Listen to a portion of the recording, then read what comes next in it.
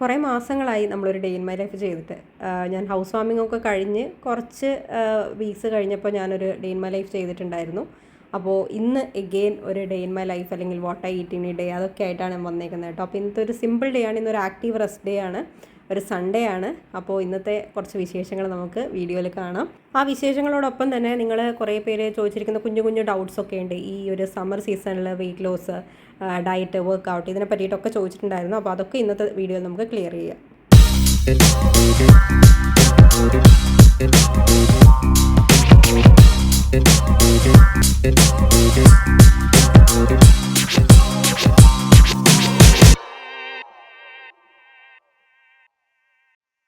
ഇപ്പം ദിവസങ്ങളൊക്കെ ഒന്ന് സ്ലോ ഡൗൺ ആയതുപോലെയാണ്. ഒന്നാമത് സ്കൂളില്ല, അതുകൊണ്ട് തന്നെ കുറച്ച് ലേറ്റായിട്ട് എഴുന്നേറ്റാൽ മതി. ഒരു 6:30 6:45 ഒക്കെ ആകുമ്പോഴാണ് ഞാൻ എഴുന്നേക്കാറ്. അമ്മ ഉള്ള സമയത്ത് കുറച്ച് നേരത്തെ എഴുന്നേക്കും. അമ്മ 6 o'clock 5:45 ഒക്കെ എഴുന്നേക്കും, എൻ്റെ ബ്രേക്ക്ഫാസ്റ്റൊക്കെ ആക്കും. പിന്നെ എനിക്ക് ഉച്ചക്കത്തെ പണി മാത്രമേ ഉള്ളൂ. ഇപ്പം ഞാനും ഏട്ടനും കുഞ്ഞും മാത്രമേ ഉള്ളൂ. അപ്പോൾ അതുകൊണ്ട് തന്നെ ഞാൻ കുറച്ച് ലേറ്റായിട്ടാണ് എഴുന്നേൽക്കുക. അതിന് ശേഷമാണ് കുക്കിങ്ങും കാര്യങ്ങളൊക്കെ സ്റ്റാർട്ട് ചെയ്യുക. പിന്നെ ഞാനിപ്പോൾ ഉറക്കത്തിന് നല്ല ഇമ്പോർട്ടൻസ് കൊടുക്കാറുണ്ട്. ഒരു 7-8 മണിക്കൂർ ഉറങ്ങാൻ ശ്രമിക്കാറുണ്ട്. കാരണം ചൂടായതുകൊണ്ട് എനിക്കിപ്പം ഇടയ്ക്കിടയ്ക്ക് ഇങ്ങനെ മൈഗ്രെയിൻ വരികയാണ്. എല്ലാ ദിവസവും നമ്മൾ പ്രോപ്പറായിട്ട് വർക്കൗട്ട് ചെയ്യുകയാണെങ്കിൽ ഈ മൈഗ്രെയിൻ വരുന്നത് കുറയും. പക്ഷേ ഈ ചൂടായത് കാരണം എൻ്റെ തല നല്ലോണം വേർക്കും. അപ്പോൾ അതുകൊണ്ട് എനിക്ക് ഇങ്ങനെ എന്താ പറയുക, എല്ലാ ദിവസവും വർക്കൗട്ട് ചെയ്യാനും പറ്റുന്നില്ല. ഓൾട്ടർനേറ്റീവ് ഡേയ്സിലൊക്കെ ഞാനിങ്ങനെ എന്താ പറയുക അഡ്ജസ്റ്റ് ചെയ്ത് വർക്കൗട്ട് ചെയ്യാണ്, ഒരു 20 minutes 10 minutes ഒക്കെ.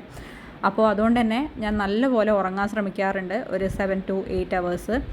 രാത്രി ഒരു 10:30 ഉറങ്ങിക്കഴിഞ്ഞാൽ ഒരു 6:30 ആകുമ്പോഴേക്കും 8 hours ആയല്ലോ. അപ്പോൾ അതാണ് ഞാനിപ്പം ഏറ്റവും കൂടുതൽ ഇമ്പോർട്ടൻസ് കൊടുക്കുന്നത്. പക്ഷേ എന്നിട്ട് പോലും ഈ ചൂട് കാരണം നന്നായിട്ടിപ്പം ഫ്രീക്വൻ്റ് ആയിട്ട് മൈഗ്രെയിൻസ് വരാറുണ്ട്. അപ്പം മോർണിംഗ് എഴുന്നേറ്റ് കഴിഞ്ഞാൽ വിൻഡോസും കേർട്ടൻസും ഒക്കെ ഓപ്പൺ ചെയ്ത് ഇടാന്നുള്ളതാണ് ഇപ്പം മെയിനായിട്ടുള്ളത്. അല്ലെങ്കിൽ നമ്മുടെ വീട്ടിനകത്ത് ശരിക്കും ഒരു പ്രഷർ കുക്കർ ഫീലിംഗ് ആണ്. എല്ലായിടത്തും നല്ല ചൂടാണെന്ന് അറിയാം. അപ്പോൾ നല്ല പോലെ വെള്ളം കുടിക്കാനായിട്ട് നോക്കുക. ഒരു 2 ലിറ്റർ 3 ലിറ്റർ വെള്ളമെങ്കിലും എല്ലാവരും കുടിക്കുക കേട്ടോ. കാരണം നമ്മുടെ ബോഡിയിൽ എപ്പോഴാണ് ഡീഹൈഡ്രേഷൻ നടക്കുന്നതെന്ന് പറയാൻ പറ്റാത്ത അവസ്ഥയാണ്. അത്രയും ടയേർഡ് ആവുന്നുണ്ട്, അത്രയും സ്വെറ്റ് നമ്മുടെ ബോഡിയിൽ നിന്ന് പോകുന്നുണ്ട്. അപ്പോൾ അതിനനുസരിച്ച് വെള്ളം കുടിക്കാൻ എല്ലാവരും ശ്രമിക്കുക.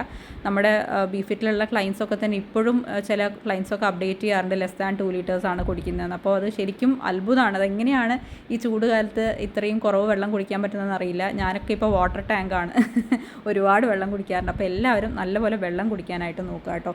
പ്രത്യേകിച്ച് നമ്മൾ മോർണിംഗ് ഒരു 2 hours 3 hours ഒക്കെ നമ്മൾ കിച്ചണിലായിരിക്കും. ആ സമയത്ത് ഒന്നാമതേ ഹീറ്റാണ്, അതിൻ്റെ കൂടെ നമ്മൾ ഈ കുക്കിങ്ങിൻ്റെ ചൂടും ഒക്കെ കാരണം കൂടുതൽ നമ്മുടെ ബോഡിയിൽ നിന്ന് ഡീഹൈഡ്രേഷൻ വരാനുള്ള ചാൻസ് ഉണ്ട്. അപ്പോൾ നല്ലപോലെ വെള്ളം കുടിക്കാനായിട്ട് നോക്കുക. രാവിലെ എഴുന്നേറ്റ ഉടനെ തന്നെ ഒരു ഗ്ലാസ് വെള്ളം വെച്ചിട്ട് നിങ്ങളുടെ ഒരു ഡേ സ്റ്റാർട്ട് ചെയ്യുക.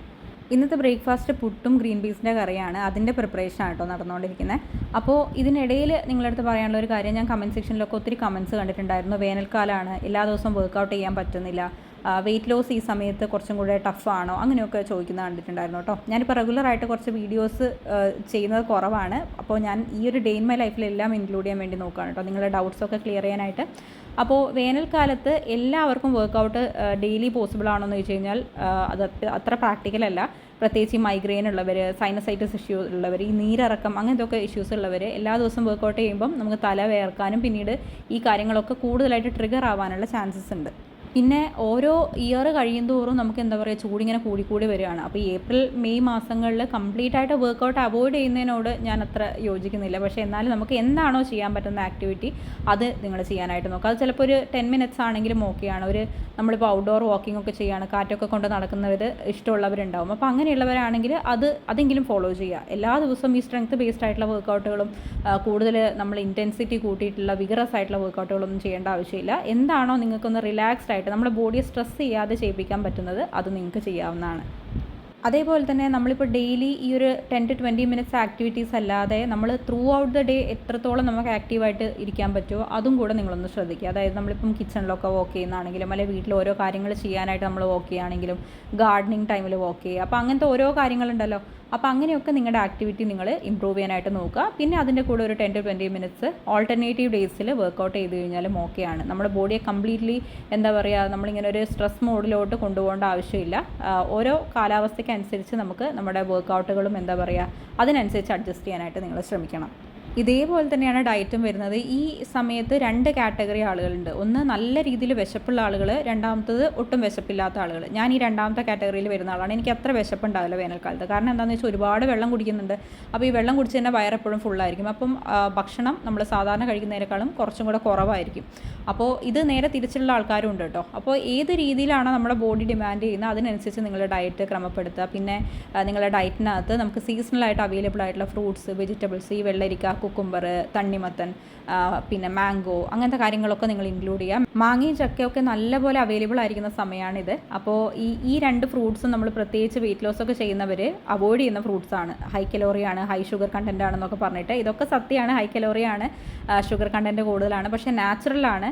നമുക്കിത് സീസണലി മാത്രം അവൈലബിൾ ആയിട്ട് കിട്ടുന്ന ഫ്രൂട്ട്സാണ്. അപ്പോൾ വെയിറ്റ് ലോസിൻ്റെ പേരിൽ ഈ സീസണലി അവൈലബിൾ ആയിട്ടുള്ള ഫ്രൂട്ട്സ് ഒന്നും നമ്മൾ വേണ്ടാന്ന് വെക്കരുത്. പോർഷൻ കൺട്രോളിൽ നിങ്ങൾ കഴിക്കാനായിട്ട് നോക്കുക. പപ്പായൊക്കെ ഈ സമയത്ത് അവൈലബിൾ ആയിരിക്കും. അതൊക്കെ നിങ്ങൾ നിങ്ങളുടെ ഡയറ്റിൽ ഇൻക്ലൂഡ് ചെയ്യുക. അതൊക്കെ നമ്മുടെ ഹെൽത്തിനും നമ്മുടെ ബോഡി ഹൈഡ്രേറ്റ് ആയിട്ട് കീപ്പ് ചെയ്യാനൊക്കെ ഹെൽപ്പ് ചെയ്യുന്ന സംഭവമാണ്.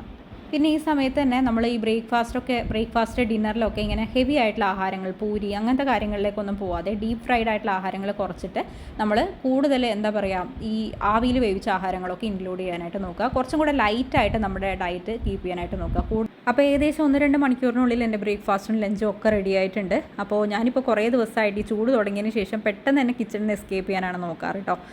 കാരണം പുറത്തും ചൂടാണ്, അകത്തും ചൂടാണ്. അതിൻ്റെ കൂടെ ഈ തീയുടെ ചൂടും കൂടെ താങ്ങാനായിട്ട് നമ്മുടെ ബോഡിക്ക് എത്രത്തോളം കപ്പാസിറ്റി ഉണ്ടെന്ന് എനിക്കറിയില്ല. ഞാനിങ്ങനെ കംപ്ലീറ്റ്ലി ഇങ്ങനെ സ്വെറ്റ് ആവാണ് ചെയ്യുക ഈ കിച്ചണിൽ ഇരിക്കുന്ന സമയത്ത്. അപ്പോൾ ഞാൻ കഴിയുന്നതും ഒരു 9 മണിക്കുള്ളിൽ 8-9 മണിയാകുമ്പോഴേക്കും തന്നെ എങ്ങനെയെങ്കിലും ഇത് ഫിനിഷ് ചെയ്ത് പുറത്തോട്ട് ഇറങ്ങാനാണ് നോക്കുക. പിന്നെ രാവിലത്തെയും ഉച്ചയ്ക്ക് ഞങ്ങൾ 3 പേരിലേ ഉള്ളൂ. അപ്പോൾ രാവിലത്തെ ഉച്ചയ്ക്കത്തെ ഫുഡൊക്കെ ഉണ്ടായി കഴിഞ്ഞാൽ തന്നെ അത് തന്നെ ലെഫ്റ്റ് ഓവർ ഉണ്ടാവും ഡിന്നറായിട്ട് കഴിക്കാനായിട്ട്. അപ്പോൾ ആ രീതിയിൽ തന്നെയാണ് ഞാനിപ്പം മുന്നോട്ട് പോയിക്കൊണ്ടിരിക്കുന്നത്. കാരണം ഈ ചൂട് താങ്ങാനായിട്ട് പറ്റില്ല. അപ്പോൾ കഴിയുന്നതും നിങ്ങളും അങ്ങനെ തന്നെ ശ്രമിക്കുക. കിച്ചണിൽ അധികം ടൈം സ്പെൻഡ് ചെയ്യാതിരിക്കുക. നമ്മൾ ഒരു 1-2 മണിക്കൂർ നമ്മളൊന്ന് എഫക്റ്റീവായിട്ട് സ്പെൻഡ് ചെയ്യുകയാണെങ്കിൽ തന്നെ നമുക്ക് ഒരു ദിവസത്തേക്ക് വേണ്ടുന്ന ഫുഡൊക്കെ എന്തായാലും ഉണ്ടാക്കി വെക്കാനായിട്ട് പറ്റും. 2 മണിക്കൂറിനുള്ളിൽ തന്നെ. ഒരുപാട് നേരം നമ്മളിങ്ങനെ കിച്ചണിൽ കിടന്ന് കറങ്ങേണ്ട ആവശ്യമില്ല. പിന്നെ നമുക്ക് ഒരുപാട് വേറെ കാര്യങ്ങളും ചെയ്യാനില്ലേ. അപ്പോൾ എപ്പോഴും കിച്ചണിൽ കിടന്ന് സമയം കളഞ്ഞ് നമ്മൾ വേറെ കാര്യങ്ങളിലേക്ക് നമുക്ക് പ്രൊഡക്റ്റീവായിട്ട് കുറേ കാര്യങ്ങൾ നമുക്ക് ചെയ്യാനുണ്ട്. അപ്പോൾ അതിനേക്കുള്ള സമയമാണ് നമ്മൾ നഷ്ടപ്പെടുത്തിക്കൊണ്ടിരിക്കുന്നത്. അപ്പോൾ കഴിയുന്നതും ഇവിടുന്ന് എസ്കേപ്പായിട്ട് വേറെ നല്ല കാര്യങ്ങളിലേക്ക് അല്ലെങ്കിൽ വേറെ പ്രൊഡക്റ്റീവായിട്ടുള്ള കാര്യങ്ങളിലേക്ക് നിങ്ങൾ ശ്രദ്ധ കൊടുക്കുക. ഞാൻ ഒറ്റയ്ക്കുള്ള സമയത്തൊക്കെ ഈ രാവിലത്തെ കുക്കിംഗ് പരിപാടി എളുപ്പത്തിലാക്കാൻ വേണ്ടിയിട്ട് അല്ലെങ്കിൽ കുറച്ചും കൂടി സ്പീഡിൽ തീർക്കാൻ വേണ്ടിയിട്ട് തലേന്ന് രാത്രി തന്നെ പച്ചക്കറികളൊക്കെ അരിഞ്ഞിട്ട് വെക്കും. കുറേ പേര് അതൊക്കെ ചെയ്യുന്നുണ്ടാവും. മീൽ പ്രിപ്പറേഷൻ്റെ ഒരു ബേസിക് സ്റ്റെപ്പാണെന്ന് വേണമെങ്കിൽ പറയാം. അപ്പോൾ അങ്ങനെ കട്ട് ചെയ്തിട്ട് ഒരുപാട് ദിവസത്തേക്കൊക്കെ വെക്കുന്ന ആളുകളുണ്ട്. പക്ഷേ ഞാൻ പിറ്റേന്ന് ഉണ്ടാക്കാനുള്ള തലേന്ന് കട്ട് ചെയ്ത് വെക്കും. അങ്ങനെയാണ് ചെയ്യാറ്. പക്ഷേ ഇന്നലെ ഞാൻ എൻ്റെ അമ്മയുടെ വീട്ടിലായിരുന്നു. വൈകുന്നേരമാണ് തിരിച്ചെത്തിയത്. അപ്പോൾ പിന്നെ അതിനൊക്കെയുള്ള സമയം ഉണ്ടായിരുന്നില്ല. അപ്പോൾ ഇന്ന് രാവിലെ കുറച്ചും കൂടെ സമയം എടുത്തു കുക്ക് ചെയ്യാനായിട്ട്. അല്ലെങ്കിൽ കുറച്ചും കൂടെ എളുപ്പത്തിൽ ബ്രേക്ക്ഫാസ്റ്റും ലഞ്ചും ഒക്കെ റെഡിയാവും. പിന്നെ ഇവരൊക്കെ എന്താ പറയുക, കുഞ്ഞുമൊക്കെ സ്കൂളില്ലാത്തതുകൊണ്ട് ഇപ്പോൾ കുറച്ച് ലേറ്റായിട്ടാണ് എഴുന്നേൽക്കുക. 8-9 മണിയൊക്കെ ആവും. അപ്പോഴേക്കും എന്തായാലും എല്ലാം ഫിനിഷ് ചെയ്തിട്ടുണ്ടാവും. അപ്പോൾ ഇന്നത്തെ ബ്രേക്ക്ഫാസ്റ്റ് പുട്ടും ഗ്രീൻ പീസിൻ്റെ കറിയായിരുന്നു. അപ്പോൾ ഒരു ചെറിയൊരു പീസ് പുട്ടും ഒരു 6 ടേബിൾ സ്പൂൺ ഗ്രീൻ പീസിൻ്റെ കറിയും ഞാൻ എടുത്തിട്ടുണ്ട്.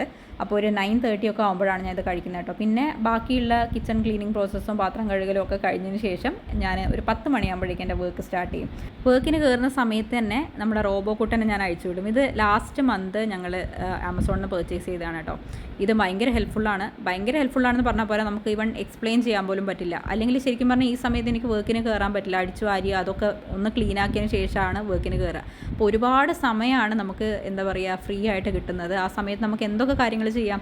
അപ്പോൾ ഒരു 1-1.5 മണിക്കൂർ കൊണ്ട് നമ്മുടെ റോബോട്ട് കംപ്ലീറ്റ് നമ്മുടെ വീട് ക്ലീൻ ആക്കിയിടും. അത് നമ്മൾ ക്ലീൻ ചെയ്യുന്ന പോലെയല്ല, നമുക്ക് കാണാൻ പറ്റാത്ത പൊടികളൊക്കെ ഇത് നല്ലപോലെ വാക്യൂം ചെയ്തെടുക്കും.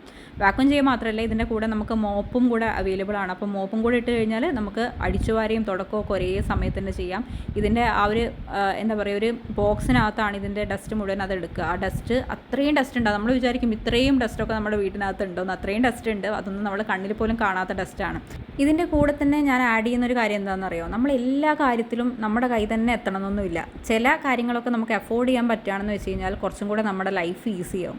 ആ ലൈഫ് ഈസിയായി കിട്ടുമ്പോൾ നമുക്ക് കുറച്ച് സമയം ഫ്രീ ആയി കിട്ടും. ആ ഫ്രീ ആയി കിട്ടിയ സമയം ചുമ്മാ ഇരിക്കണം എന്നല്ല, നമ്മളിങ്ങനെ മടി പിടിച്ചിരുന്ന് കഴിഞ്ഞാൽ പിന്നെ ഒരു കാര്യമില്ല. അതിന് പകരം നമുക്ക് പ്രൊഡക്റ്റീവായിട്ട് ഒരുപാട് കാര്യങ്ങൾ ചെയ്യാനുണ്ടാവും. നമ്മൾ പെൻഡിങ്ങിൽ വെച്ചേക്കുന്ന നമുക്ക് അച്ചീവ് ചെയ്യാനുള്ള ഒരുപാട് കാര്യങ്ങളുണ്ടാകും. അപ്പോൾ അതൊക്കെ ചെയ്യാനായിട്ടുള്ള സമയമായിട്ട് അതിനെ കണക്കാക്കി കഴിഞ്ഞാൽ നമുക്ക് പിന്നെ ഒരു റിഗ്രറ്റും ഉണ്ടാവില്ല. എല്ലാ സ്ഥലത്തും നമ്മുടെ കൈ തന്നെ എത്തണമെന്നൊന്നുമില്ല.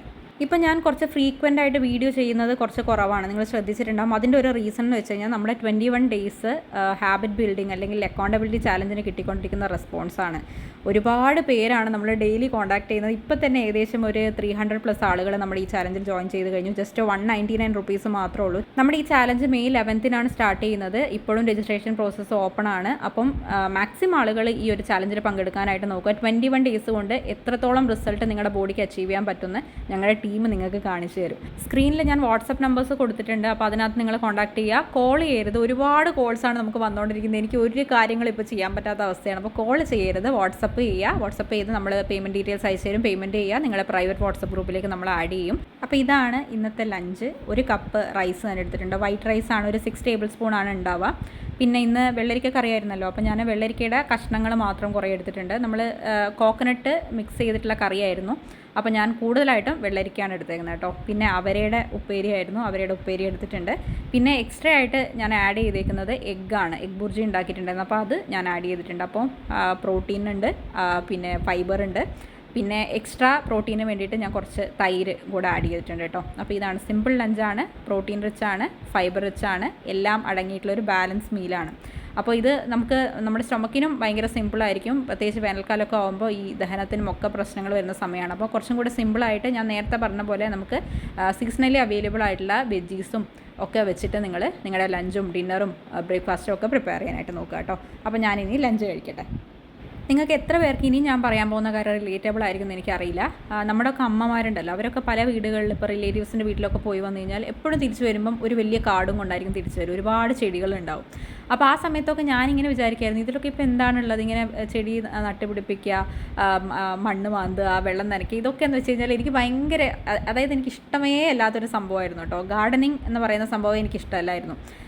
എത്ര പേർക്ക് ഇങ്ങനെയായിരിക്കും എന്ന് എനിക്കറിയില്ല. ഗാർഡനിങ് ഇഷ്ടമുള്ള ആൾക്കാരെയാണ് ഞാൻ കൂടുതലായിട്ടും കണ്ടേക്കുന്നത്. പക്ഷേ എനിക്ക് ഗാർഡനിങ് തീരെ ഇഷ്ടമല്ലായിരുന്നു കേട്ടോ. പ്രത്യേകിച്ച് ഈ മണ്ണ് തൊടുക, മണ്ണിനുള്ളിൽ പോയിട്ടിരിക്കുക, അത് മാന്തുക, അതിനകത്ത് ചെടി നടുക, ഇതൊക്കെ എനിക്ക് ഭയങ്കര ബുദ്ധിമുട്ടുള്ള കാര്യമാണ് കേട്ടോ.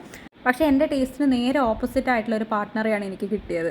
ഏട്ടനാണെങ്കിൽ ഇങ്ങനെയുള്ള കാര്യങ്ങൾ, കൃഷി, അതുപോലെ തന്നെ ഇങ്ങനെ ചെടികൾ നടുക, പൂക്കൾ ഉണ്ടാകുന്ന കാണുക, ഫ്രൂട്ട്സ് ഉണ്ടാകുന്ന കാണുക, ഇതൊക്കെ ഭയങ്കര ഇഷ്ടമുള്ള ആളാണ് കേട്ടോ.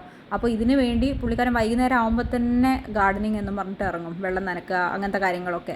അമ്മയൊക്കെ ഇങ്ങനെ പല വീട്ടിൽ പോയി പലതരം ചെടികളൊക്കെ വാങ്ങി വീട്ടിലേക്ക് വരുമ്പോൾ ഞാനിങ്ങനെ വിചാരിക്കും, എന്തിനാണ് ഇങ്ങനെ പല വീട്ടിൽ പോയി ഇങ്ങനെ ചെടികളൊക്കെ വാങ്ങിക്കൊണ്ടിരുന്നതെന്നൊക്കെ വിചാരിക്കുമായിരുന്നു കേട്ടോ. പക്ഷേ ഇപ്പോൾ സ്വന്തമായിട്ടൊരു വീടായതിനു ശേഷമാണ് ആ വീടിനെ ഭംഗിയാക്കാനായിട്ട് എന്തൊക്കെ നമുക്ക് ചെയ്യാൻ പറ്റും, അവിടെ ഹാപ്പി ആൻഡ് കൂൾ റിലാക്സ്ഡ് ആയിട്ട് ഫീൽ ചെയ്യാനായിട്ട് നമുക്ക് എന്തൊക്കെ ചെയ്യാൻ പറ്റും എന്നൊക്കെ നമ്മളിങ്ങനെ ചിന്തിച്ചുകൊണ്ടിരിക്കുകയാണ്. അപ്പോൾ അതിൻ്റെ കൂടെ ഞാനും ഇപ്പം ഗാർഡനിലേക്ക് ഇറങ്ങിയിട്ടുണ്ട് കേട്ടോ. അതായത് ഇപ്പോൾ ഞാൻ ഇന്നലെ ആ വീട്ടിൽ പോയി വന്നതിന് ശേഷം അമ്മേൻ്റെ കയ്യിൽ നിന്ന് ഒരുപാട് ചെടികളും കൊണ്ടാണ് തിരിച്ചു വന്നത്. അപ്പോൾ അത് നട്ടുപിടിപ്പിക്കാനുള്ള ശ്രമത്തിലാണ് ഞാൻ ഗാർഡനിങ് എനിക്ക് കംപ്ലീറ്റ് ഇഷ്ടമല്ല എന്നല്ല, എനിക്ക് പൂക്കൾ കാണാനും ചെടികൾ കാണാനും അതുപോലെ തന്നെ ഫ്രൂട്ട്സ് ഉണ്ടാവുന്ന കാണാനും ഒക്കെ ഇഷ്ടമാണ്. പക്ഷേ ഇതിന് വേണ്ടി നമ്മൾ ഒരുപാട് എഫേർട്ട് എടുക്കേണ്ട, ആ എഫേർട്ട് എടുക്കാനാണ് എനിക്കിഷ്ടമല്ലാത്തത്. പക്ഷേ ഇപ്പോൾ ഇവരുടെ കൂടെയൊക്കെ കൂടി എനിക്കും നല്ല പോലെ മാറ്റം വന്നിട്ടുണ്ട്. ഈ മണ്ണിനോടൊക്കെയുള്ള ആ ഒരു എന്താ പറയുക, ഒരു ബുദ്ധിമുട്ടുണ്ടല്ലോ, അതൊക്കെ മാറി വരുന്നുണ്ട്. അപ്പോൾ ഇന്നലെ വീട്ടിൽ പോയി കൊണ്ടുവന്ന ചെടികളൊക്കെ ഞങ്ങളിങ്ങനെ നട്ട് വെക്കുകയാണ് കേട്ടോ.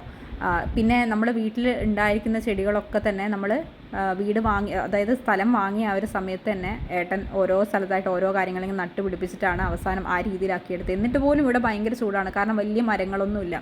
അപ്പോൾ ഈ തണുപ്പ് കാലത്തും മഴക്കാലത്തൊക്കെ ഇവിടെ സുഖമായിരിക്കും. പക്ഷേ ചൂട് കാലത്ത് ഞങ്ങൾക്ക് ഭയങ്കര ചൂടാണ്. മുറ്റമൊക്കെ ഇങ്ങനെ കുറച്ചും കൂടി വലിയ മുറ്റാണ്, അതുപോലെ തന്നെ മരങ്ങളൊന്നും തീരെയില്ല. പിന്നെ നമ്മുടെ പുതിയ വീടിൻ്റെ മുറ്റത്തൊക്കെ അത്യാവശ്യം ഇപ്പം ചെറിയ ചെറിയ ചെടികളൊക്കെ ഉണ്ട്. ഒരു ബദാം നമ്മൾ നട്ടുപിടിപ്പിച്ചിട്ടുണ്ട്, അതുപോലെ തന്നെ ഒരു മാവ്, സപ്പോർട്ട, അങ്ങനത്തെ കാര്യങ്ങളൊക്കെ. ഇതൊക്കെ നമ്മൾ ഇപ്പം അല്ല കേട്ടോ, വീട് നമ്മൾ സ്ഥലം വാങ്ങിയ ആ സമയത്ത് തന്നെ ഓരോന്നോരോന്നായിട്ട് ഏട്ടൻ ഇങ്ങനെ നട്ടുപിടിപ്പിച്ചാണ്. അപ്പോൾ ആ സമയത്തൊക്കെ ഞാനിങ്ങനെ വിചാരിക്കും, ഇതൊക്കെ വീട് വെച്ചതിന് ശേഷം ചെയ്താൽ പോരെ.